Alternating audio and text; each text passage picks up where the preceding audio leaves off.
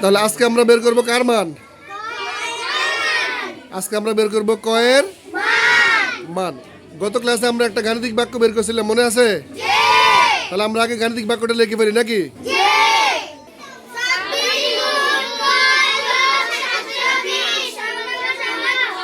এই গাণিতিক বাক্যটা আমরা গতকালকে বের করছিলাম, মনে আছে?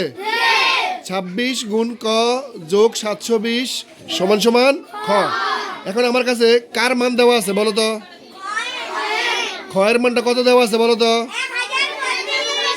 এখন আমরা খয়ের পরিবর্তে কত ব্যবহার করব? 1000।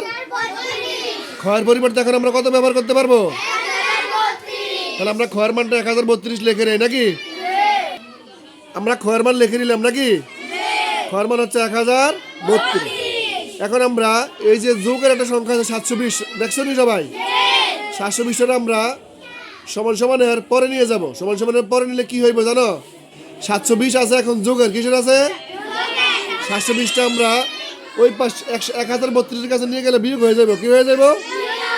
720টা আছে এই পাশে, এটা আমরা নিয়ে যাব ওই পাশে। নিয়ে গেলে এখানে আছে যোগ, ওইখানে গেলে হয়ে যাব কি এটা? বিয়োগ। 720 ছিল যোগের নাকি?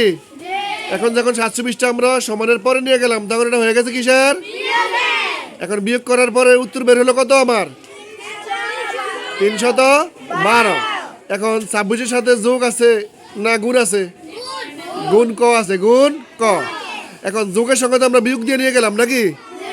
এদিকে ছিল যোগের, ওই পাশে গেছে হয়ে গেছে কিসের? এখন এই পাশে আছে গুণের, ওই পাশে গেলে হয়ে যাবে কিসের? এটা ভাগের।